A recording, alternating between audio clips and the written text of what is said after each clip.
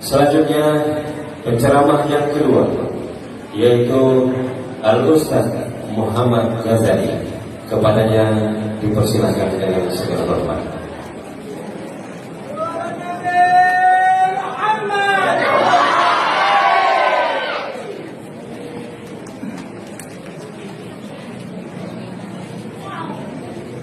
Assalamualaikum warahmatullahi wabarakatuh.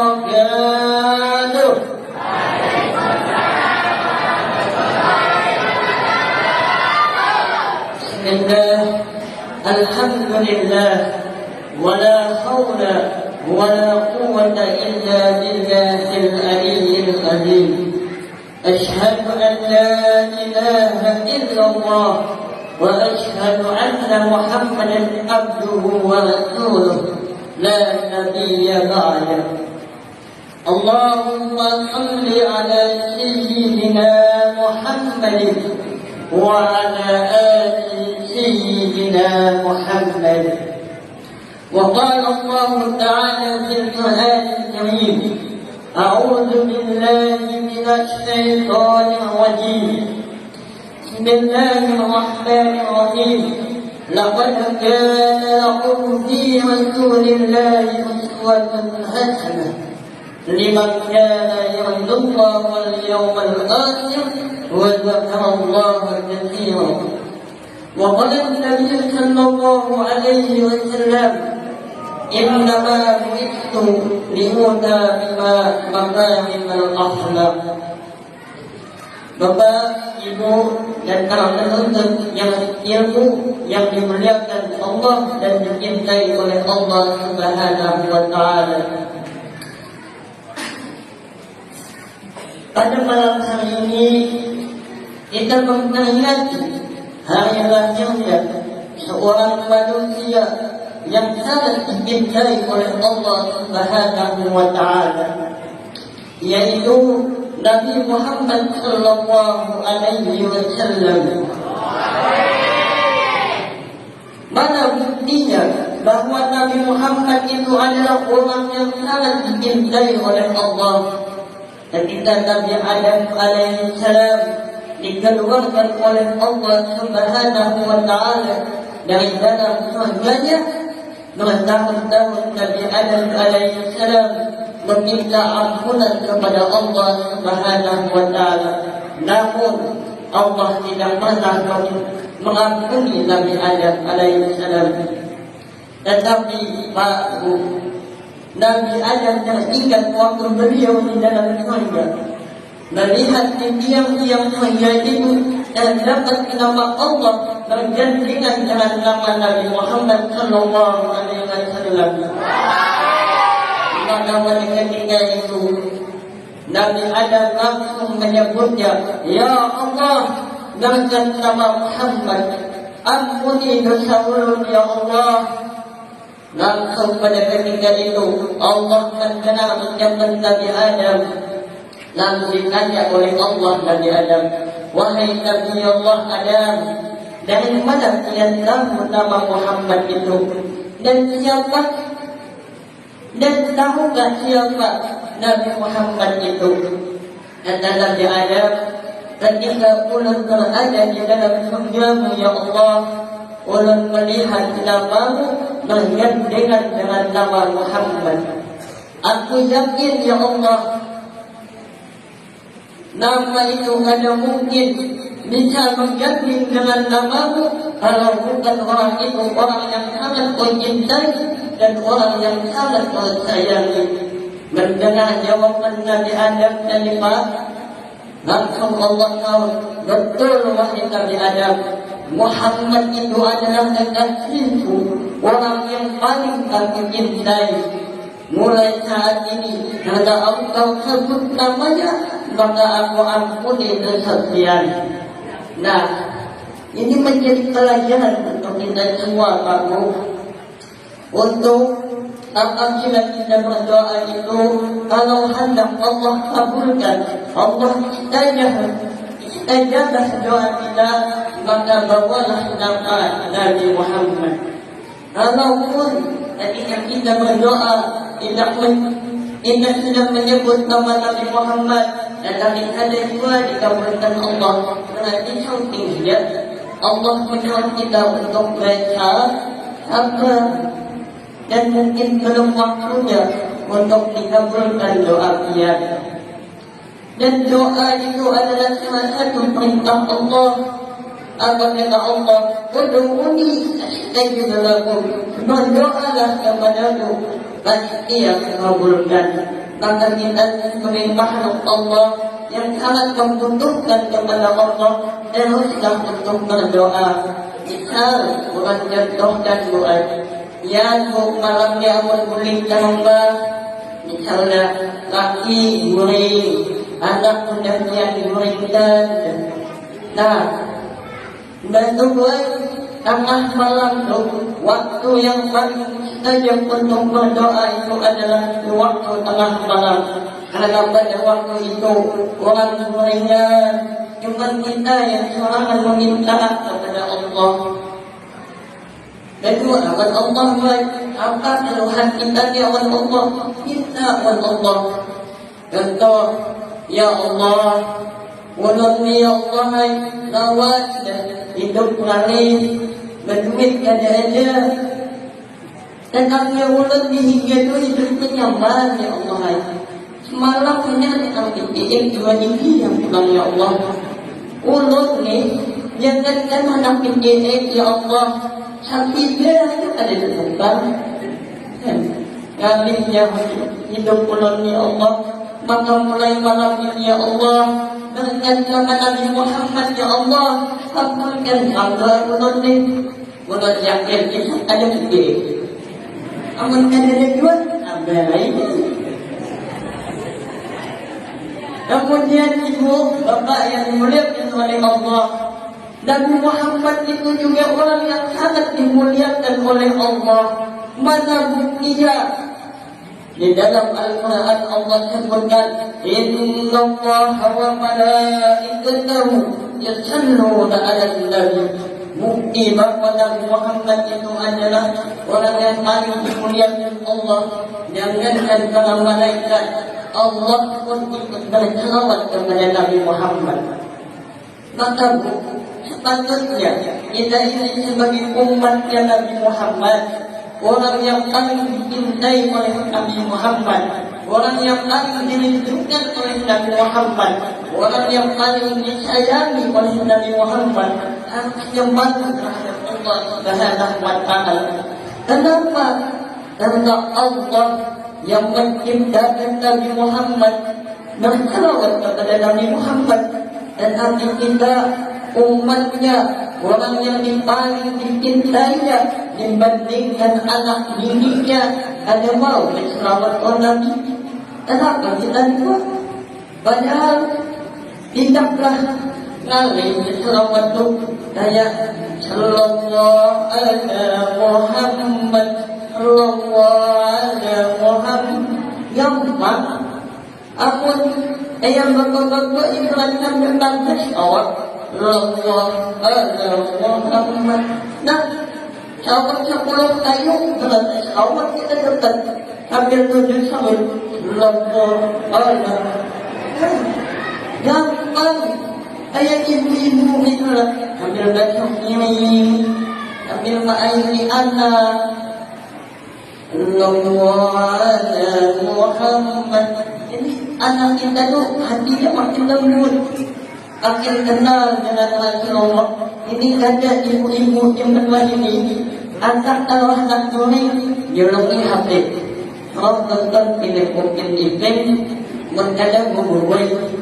Apalagi anak yang anak dari hari main HP, main FF ya, nonton ini. Makanya anak-anak zaman ini bukan menjadikan Rasulullah sebagai pasangan kerja, tetapi yang menjadikannya FF, mungkin bikin, makanya macam-macam. Anak kita sebagai orang tua yang salah dalam mendidiknya. Maka daripada itu, judul tema kita pada malam hari ini adalah menjadikan Nabi Muhammad adalah sebagai tauladan kita sepanjang hidup kita, Bu.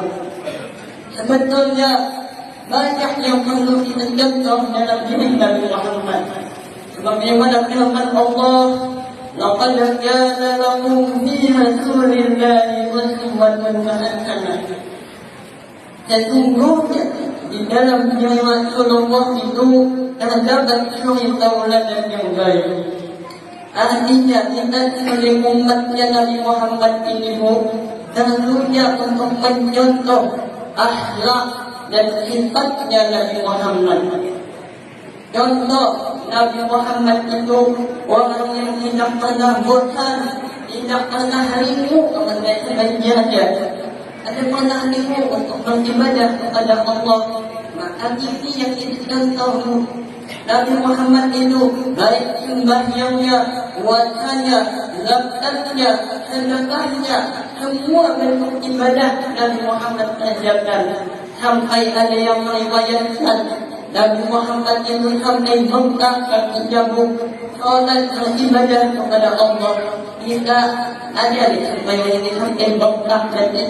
Ada dia belum paling-paling kolesterol. Ampun ada dia. Nabi Muhammad itu ini yang kita contoh buat ayat ajarannya untuk kita selalu beribadah kepada Allah, kita selalu berzikir kepada Allah, supaya hati kita makin cinta kepada Allah, ini hati kita makin cintanya kepada dunia, rusak kepada dunia. Coba kita lihat di ini, orang yang cinta dunia, maksiat terjadi di mana-mana, perzinahan terjadi di mana-mana. Kayak di ibu kota Jakarta, walaupun pemerintah kita demo satu Indonesia, kita kemudian bergerak ke demo. Namun demo malam ini, ya aku pedang berjawab. Ada yang hendak datang.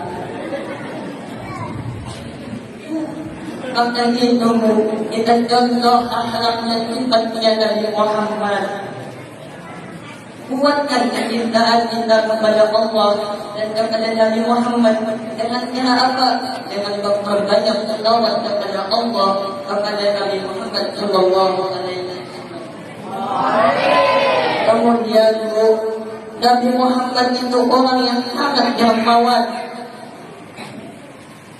Saking dermawannya Nabi Muhammad itu, kalau beliau keluar daripada rumahnya membawa duit umpamanya 1 juta dalam kantong Nabi Muhammad itu, keluar rumah pokoknya duit 1 juta tadi habis disedekahkan beliau.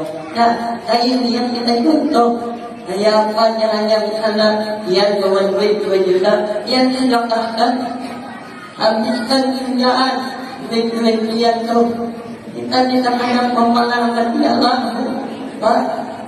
Kawan duit ini kadang sampai hancur duit bawah dia. Bilang tak ada ingat lalu kemana. Ada cerita buka tentang orang yang pemalangan ini. Pada satu ketika Nabi Muhammad Sallallahu Alaihi Wasallam didatangi satu perempuan yang tangannya itu terbakar dimakan api. Lalu perempuan tadi meminta tolong kepada Nabi Muhammad. Wahai Nabi Muhammad, tolong minta doakan kepada Allah. Ini tanganku diterbakar, ya beliau. Lalu yang Nabi Muhammad tenang mulai waktu gini ini, kenapa tangan dia ini ruyuk ini? Malam tadi aku goreng kambing di kiamat sudah ada, surga sudah ada, neraka sudah ada.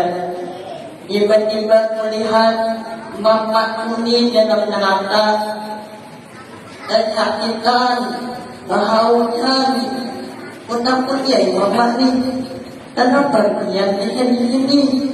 Padahal kan dia ni orang yang taat beribadah kepada Allah, orang yang taat kepada suami.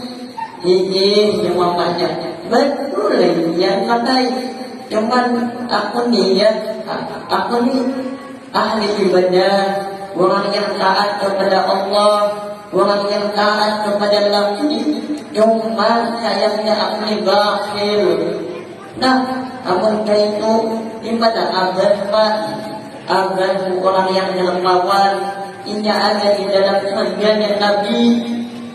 Lalu meniti ya yang anak tadi meniti abadnya. Dilihatnya abadnya sedang meminumi bidadari dalam surga yang jelas nanti diminuminya pakai air dalam surganya Nabi Muhammad. Nah, lalu di akun ya yang abad tadi mama di dalam neraka kehausan, kesakitan, menahan siksa Allah. Boleh sabar, boleh meminta banyak niatnya agar konon diulungi mama yang sedang kehausan itu. Oh maaflah yang abad. Allah mengharamkan baju ini untuk orang-orang yang durhaka dan orang yang bakhil. Nah, ini pelajaran agar kita pakai apapun kita ahli ibadahnya, taat yang beribadah kepada Allah. Kalau hidup kepala bakhil, kadang-kadang ada harapan kita dalam surganya Allah. Maka itu baik. Misalnya kebetulan rencananya ayahanda dan bikin hidayat. Beliau tahun depan itu ingin membangun pondok pesantren untuk kalangan wanita. Insya Allah ya Ustaz. Insya Allah kalau memang ada dananya, ada duitnya, insya Allah tahun depan kita bangun untuk kalangan wanita. Cuma itulah yang perlu sampaikan malam ini. Dengan kedermawanan kita lah Pak, bisa terbangunnya pondok pesantren itu. Misalnya biar hari ini mengisi duit berapa kah? 1 juta kah? Umpamanya disedekahkan 2 juta kah? Atau 8 kubik semen, 8 kubik batu yang sudah sedekahkan. Karena ada sia-sia itu bagus. Semuanya sudah sia-sia apa yang kita sedekahkan itu. Amun dia misalnya jadi pondok pesantren itu mencetak orang alim, ustazah dan ustazah. Nah, pahalanya siapa yang dapat? Ulun pian juga itu siapa yang bentuk pian juga. Maka ada rugi kita dengan sedekah. Maka daripada itu ulun mengajak pian sama-sama untuk kayak apa? Untuk kita membantu beliau ini untuk meneruskan perjuangan Nabi Muhammad SAW. Mungkin aku hanya inilah yang dapat ulun sampaikan. Wabillahi taufiq wal hidayah. Assalamualaikum warahmatullahi wabarakatuh.